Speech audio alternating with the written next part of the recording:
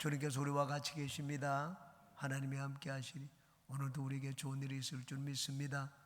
오늘은 누가복음 24장 25절에서 35절까지의 말씀 같이 보시겠습니다. 24장 25절에서 35절까지 다 같이 합독합니다. 시작.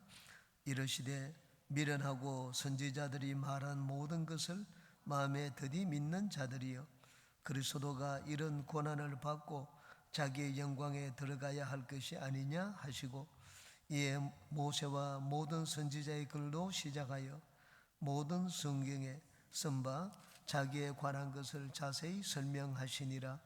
그들이 가는 마을에 가까이 가매 예수는 더 가려 하는 것 같이 하시니, 그들이 강권하여 이르되 우리와 함께 유하사이다.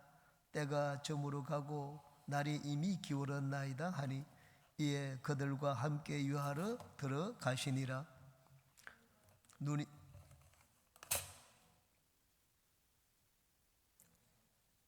예수는 그들에게 보이지 아니하시는지라.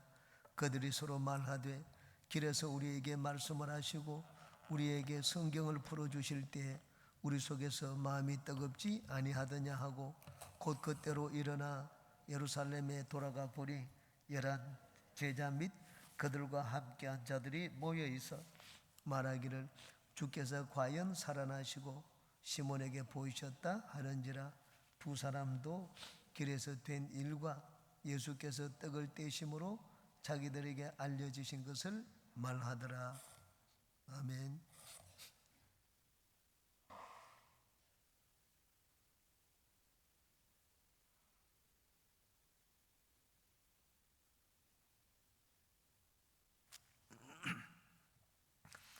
엠마오로 가는 제자에게 나타나신 예수님, 지난번에는 앞부분을 봤는데 오늘은 뒷부분 같이 살펴보고 오늘을 나누겠습니다. 예수님이 부활하신 후 막달라 마리아에게 나타나셨습니다.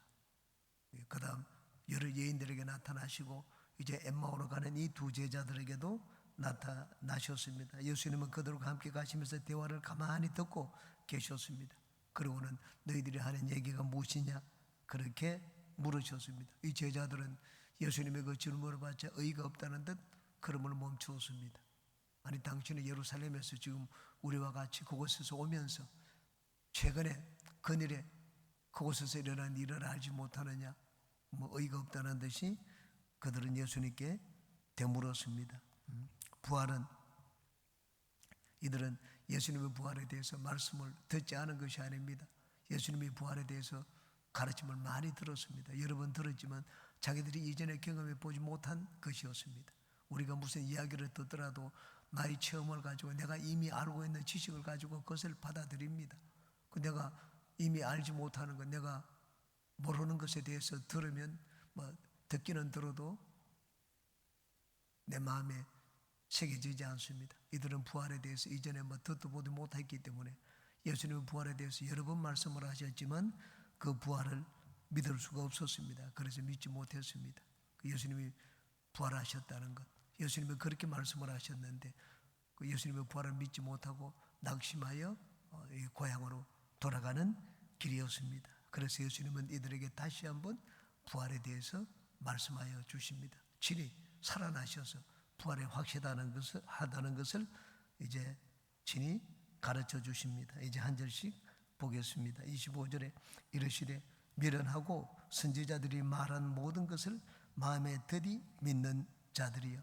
미련하고 라고 했습니다. 깨닫지 못하니 미련합니다. 인간은 똑똑하다고 하지만 사실은 미련합니다. 왜 깨닫지 못했습니까? 성령의 도우심을 받지 못했기 때문입니다. 세상에 아무리 똑똑하다고 해도 성령의 도우심을 받지 못하고 성령이 주는 깨달음을 얻지 못하면 그 사람은 똑똑한 자가 아닙니다.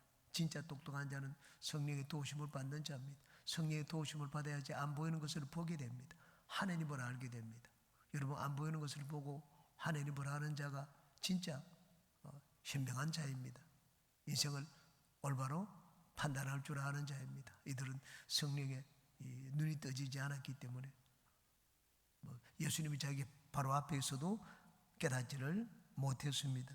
선지자들이 말한 모든 것을 마음에 더디 믿는 자들이요. 믿음은 우리가 머리로 받아들이는 것이 아닙니다. 믿음은 마음으로 받아들이는 것입니다. 선지자들이 말한 것을 왜 마음에 더디 믿느냐, 그렇게 말씀을 했습니다. 이 성령이 역사가 있어야지, 도우심이 있어야지 선지자들이 말한 것, 하나님 말씀을 들어도 우리가 마음에 새길 수가 있습니다. 머리로 깨닫는 것이 아닙니다. 하나님 말씀을 머리로 깨달아지는 것이 그렇게 많지 않습니다.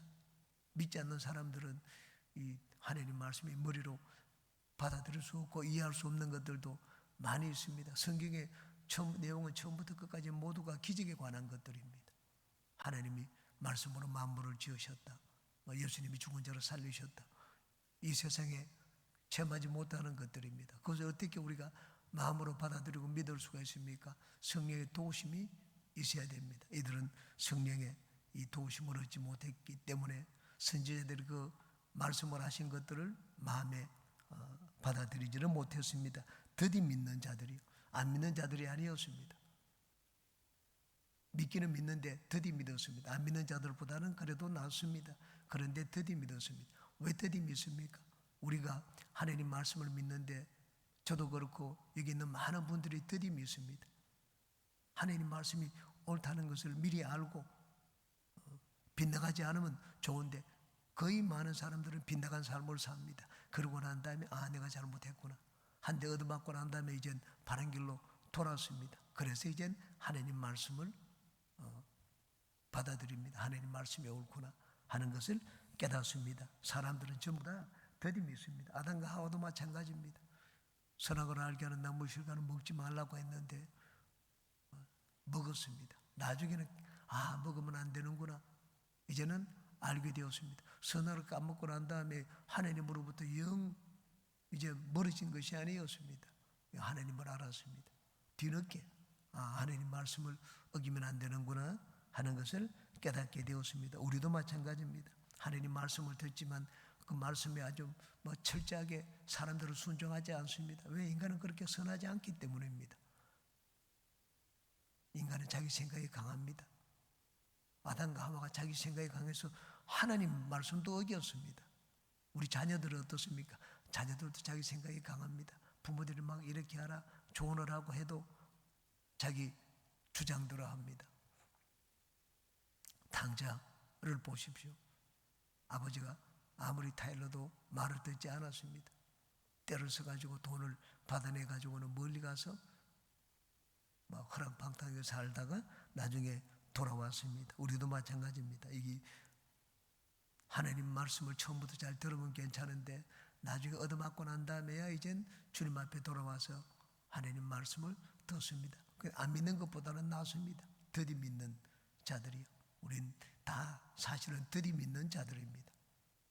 더디 믿지만 성령의 깨달음을 주시기 때문에 이젠 하나님 앞에 순종하는 그런 삶을 살게 되었습니다. 26절에 그리스도가 이런 권한을 받고 자기의 영광에 들어가야 할 것이 아니냐 하시고, 이들이 그리스도를 믿지 않는 것이 아니었습니다. 메시아가 오시기를 기다렸고 예수님이 메시아라고 그렇게 확신하고 있었습니다. 예수님이 십자가에 달려 돌아가셨습니다. 말할 수 없는 고난을 당하셨습니다. 이들은 예수 그리스도에 대한 모든 기대가 일순간에 산산이 무너져 내리는 것 같았습니다. 이제 모든 것이 끝이 났다 그 생각을 했습니다. 예수님은 그들에게 이제 엠마오로 가는 제자들에게 말씀해 주셨습니다. 끝이 아니라고 했습니다. 너희들이 메시아를 그렇게 기다리고 예수님이 메시아인 줄 알고 따르지 않았느냐. 그런데 성경이 구약 성경에 메시아는 고난을 받고 영광에 이른다고 하지 않았느냐. 이 고난과 영광입니다. 이 사람들은 전부 고난을 겪지 않으려고 합니다. 여러분, 저희 아내가 한 번은 제가 욥에 관한 설교를 했습니다. 욥이 하나님 고난을 받고 난 다음에 갑절의 복을 받았다. 그 아내가 저희 설교를 듣지만 여보, 나는 고난 받지 않고 갑절의 복을 안 받고 그냥 한 배의 복만 받겠다. 그렇게 얘기를 하더라고. 고난은 다 싫어합니다. 그런데 성경은 뭐라고 하는가? 하나님의 영광은 고난 없이 우리에게 다가오지 않습니다. 하나님이 요셉에게 꿈을 주셨습니다. 그 꿈이 그냥 이루어졌습니까? 고난을 통하여 꿈이 이루어졌습니다. 모세는 어떻습니까? 하나님이 모세를 구원자로 내셨습니다. 모세는 40년 동안 광야에서 버림받은 잊혀진 그런 인생을 살았습니다. 그러고 난 다음에 하나님이 모세를 높이 사용하셨습니다. 다윗도 마찬가지입니다. 10년 동안 사울의 이 칼을 피해가지고 도망을 다녔습니다. 진짜 죽은 자와 같은 그런 삶을 살았습니다. 언제 사울이 군사를 데리고 자기를 잡으러 올지 모르는 그런 상황이었습니다. 그 고난의 과정을 겪고 난 다음에 하나님이 다윗을 높여주셨습니다. 예수님도 마찬가지입니다. 예수님도 그냥 하나님 보좌 우편에 앉지 않았습니다. 고난을 받으셨습니다. 그러므로 우리가 고난을 받을 때 이 고난과 영광, 고난을 받고 그리스도가 영광의 보좌에 앉으셨다 하는 이 사실, 이 관계를 항상 마음에 생겨야 됩니다. 어려울 때, 여러분 고난을 겪을 때 우리 속담에도 고진감래라는 말이 있지 않습니까? 고난 통하지 않고는 좋은 일이 오지 않습니다. 좋은 일을 만나기 전에는 반드시 그 어려움을 겪게 된다는 말입니다. 그러므로 내가 고난을 당할 때 내가 하나님의 영광이 나를 기다리고 있구나, 그렇게 생각하면서 고난을 견디고 인내하는 우리가 되시기 바랍니다. 27절, 이에 모세와 모든 선지자의 글로 시작하여 모든 성경에 쓴 바 자기에 관한 것을 자세히 설명하시니라. 성경은 누구에 관한 글입니까? 자기에 관한 것을 이라고 했습니다. 성경은 예수님에 관한 글입니다. 성경의 주제는 예수 그리스도입니다. 히스토리라고 하는데 히스토리는 히스 스토리라는 말을 합니다. 역사는 누구의 이야기인가? 역사는 예수 그리스도 이야기입니다. 이스라엘의 성경의 역사는 이스라엘의 역사가 아니라 예수님의 역사입니다. 마틴 루터 종교개혁자는 말하기를 구약 성경은 예수 그리스도가 누워 있는 말구유라고 했습니다. 어린 말구유에 태어난 그 아기 예수를 보고 누가 이 사람이 온 세상을 구원할 구원자라고 생각을 했겠습니까? 말구유에 누인 그리스도, 그걸 보고 예수님이라고 생각하는 자가 그렇게 세상에는 없습니다. 근데 구약 성경의 예수님은, 구약 성경은 말구유에 누인 예수 그리스도와 같습니다. 그렇기 때문에 구약 성경 거기에서 예수님을 발견하기가 쉽지 않습니다. 성령으로 눈이 떠져야지 구약 성경에서 예수 그리스도를 보고 발견을 할 수가 있습니다. 바울 사도는 하나님 말씀 율법에 정통한 자였습니다. 그런데도 예수 그리스도를 몰랐습니다. 왜? 성령으로 눈이 떠지지 않았기 때문입니다. 성경을 가지고 있었지만 그 성경 속에 있는 예수 그리스도를 발견하지 못했습니다. 메시아는 고난을 받고 죽은 다음에 삶 안에 부활하시는 분이구나. 성경이 분명하게 말씀을 하고 있습니다. 십자가 달려 돌아갈 것 창세기부터 말씀을 합니다. 여자의 후손과 뱀이 원수가 되고, 뱀은 여자의 후손 그리스도죠. 그 발꿈치를 상하게 하고 여자의 후손은 뱀의 머리를 깨뜨릴 것이 창세기부터 예언되어 있는데 그 십자가의 그리스도, 십자가의 구원, 그것을 바울 사도가 처음에는 몰랐습니다. 모든 성경에 쓴 바 자기에 관한 것을 자세히 설명하시니라. 성경은 고난 받으시고 이 영광에 오르는 그리스도에 대해서 보여주고 있습니다. 십자가 달린 그리스도에 대해서 보여주고 있습니다. 구약의 여러 제사 제도, 피 흘리시 없으면 저 삶이 없습니다. 제사 제도를 통하여 우리에게 보여주신 것이 무엇입니까? 의로운 피를 흘려서 우리가 구원을 얻는 길을 보여주고 있습니다.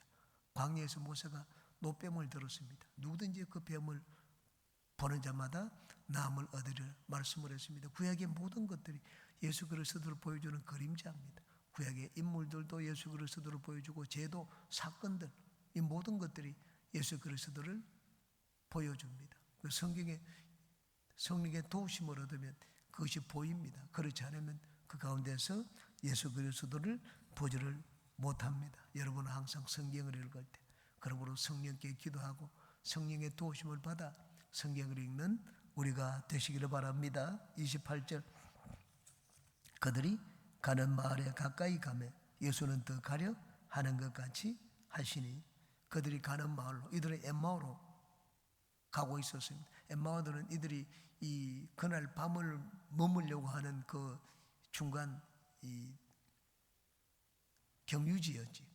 이들 고향이 아니었습니다. 이들이 예수님을 자기 집으로 들였다고 하지 않았습니다. 이 영원에 들어갔습니다. 영원에 들어가 가지고 거기 유하려고 했습니다. 그 예수님을 만나고 난 다음, 깨닫고 난 다음에 다시 예루살렘으로 돌아갔습니다. 이 나사렛 지방, 예수님이 나사렛에서 태어났는데 여기 두 제자는, 한 사람은 글로바였습니다. 이 글로바가 누군가 하면 이 예수님의 제자 작은 야고보, 알페오의 아들 작은 야고보입니다. 알페오가 글로바라고 하는 설도 있고, 그리고 예수님의 이 육신의 아버지 요셉의 동생이 글로바였다는 설도 있습니다. 만약에 그러면 아마 이 엠마오로 가는 이 제자 중에 한 사람 글로바, 또 그 이 제자들은 나사렛이 그 동네였을 것입니다.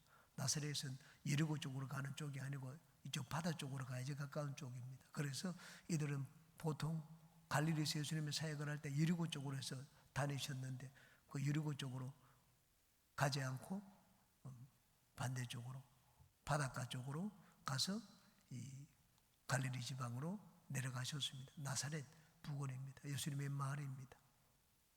그들이 가는 마을에 가까이 가매 이들 엠마오는 이들의 경유지였지, 이들의 고향이 아니었습니다. 예수는 더 가려 하는 것 같이 아신, 예수는 계속해서 길을 가려고 했습니다. 그래서 이 밤이 늦었는데 강도라도 만나면 어떻게 합니까?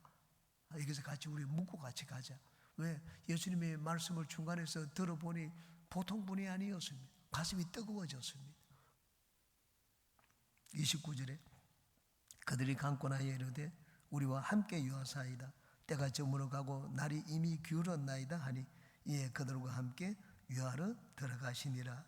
이들은 예수님의 가르침을 받았을 때 예수님의 보통분이 아니라는 것을 알았습니다. 그래서 좀 더 예수님과 함께 있기를 원하고 예수님 가르침을 받기를 원했습니다. 말씀을 듣기를 원했습니다. 그래서 어차피 더 가지를 못하지 않느냐, 우리와 함께 여기서 묵자, 그렇게 했습니다. 우리가 묵는 곳에. 그러므로 이들은 자기 집으로 들인 것이 아닙니다. 엠마오에 묵었습니다. 묵고 더 가기 위해 가지고. 30절에 그들과 함께 음식 잡수실 때에 떡을 가지사 축사하시고 떼어 그들에게 주시니, 이 떡을 가지사 축사하시고 떼어 그들에게 주시니, 예수님이 이 제자들과 함께 음식을 드실 때 하는 이 패턴입니다. 떡을 가지사 하늘을 우러러 축사하시고 떼어 그들에게 주시는 것, 성경에 요 문구가 고정적으로 많이 나옵니다. 나중에 이것이 성찬의 문구가 되었습니다. 성찬, 이 당시에는 성찬이 의식이 아니었습니다. 성찬이 만찬이었습니다. 그들은 예배를 드릴 때 하나님 말씀을 듣고 난 다음에 그 다음 식사를 같이 했습니다. 떡을 떼어 축사하시고 떼어 이렇게 하나의 큰 떡을 나누어 주었습니다. 나중에 이것이 기독교의 이 성찬 의식의 하나의 패턴이 되었습니다. 예수님이 기도하는 패턴이었습니다. 예수님이 기도하시는 걸 보니까 눈은 감았지만은 막 많이 듣던 그 목소리였습니다. 모습은 이 살아계실 때 예수님의 모습이 아닌데 이 눈을 감고 들어보니 이분이 바로 예수님이구나 하는 그것을 느꼈습니다. 저는 제가 설교를 하면, 라디오 방송을 하면은 이 고대열 장로님이 저한테 여러 번 얘기를 해 주셨습니다. 다른 분이 제 설교를 듣고 난 다음에 조영기 목사님 줄 알았다, 그런 얘기를 많이 저한테 여러 번 말씀을 하시는 것을 들었습니다. 저는 조영기 목사님하고 많이 다릅니다. 그런데 어떻게 제가 말씀을 전하는 것, 설교를 듣고 조영기 목사님과 같다고 할까? 패턴이 비슷한 것 같습니다. 말하는 방식이라든가, 그리고 또 전하는 내용, 오중복음, 삼중 축복을 전하는 것, 그 내용이 비슷하니까, 형태가 비슷하니까 조영기 목사님 설교인가? 사람들이 그렇게 오해를 해서 듣기도 하는 것을 봤습니다. 이게 예수님 제자들도 마찬가지입니다. 예수님이 음식 잡수실 때 늘 이들은 예수님과 함께 음식을 잡수본 경험이 있는 자들입니다. 떡을 가지사 축사하시고 떼어 나누어 주는 것, 떡을 가지고 축사하고 떼고 나누고, 이 네 가지 단어입니다. 중요한 이 네 가지 단어. 이 단어가 성찬의 중요한 이 방식을 나타내는 단어가 되었습니다. 31절에 그들의 눈이 밝아져 그인 줄 알아보더니 예수는 그들에게 보이지 아니하시는지라. 눈이 밝아졌습니다. 어떻게 눈이 밝아졌습니까? 성령께서 깨닫게 해주셨습니다. 똑같이 여러분, 눈을 떠가지고 있을 때는 예수님이신지 알지 못했습니다. 눈을 감았는데 예수님이신 줄 알게 되었습니다. 예수님은 나를 보지 않고 믿는 자들은 더 복되다, 그렇게 말씀을 하셨습니다. 그들은 눈이 있어가지고 예수님을 봐도 도마 같은 자들은 믿지 못했습니다. 우리는 예수님을 보지 못했습니다. 이 엠마오로 가는 이 제자가 마찬가지입니다. 그들은 눈이 뜨고 있을 때 예수님을 봐도 보지를 못했습니다. 그런데 이제 눈을 감았지만 예수님이 말씀하신 분이 예수님이신 줄을 알게 되었습니다. 어떻게 그런 일이 일어났습니까? 눈을 감았는데 보지 못하는데. 성령의 역사요, 성령의 은혜입니다. 성령 우리에게 역사하시면 여러분 보지 못해도 믿게 됩니다. 여러분, 내 눈으로 꼭 봐야지 믿을 수 있는 것이 아닙니다. 이들은 눈으로 봤지만 예수님이 그 예수님이신 줄 깨닫지를 알지를 못했습니다. 눈을 감았지만, 보지를 못했지만 성령이 역사하시니 바로 이분이 예수님이시구나, 부활하셨구나 하는 것을 깨닫게 되었습니다. 그러므로 우리가 부활하신 예수님을 진짜 내가 알고 믿는데 필요한 것은 내 머리가 아닙니다. 얼마나 조사하고 살펴보고 자료를 보고 성경을 읽어보고, 그래서 내가 인간의 이성으로 막 조직해가지고 결론을 내려서 예수님은 부활했다. 사람은 그런 결론을 못 내립니다. 예수님의 부활을 받아들일 수 있는 것은 성령의 역사와 은혜입니다.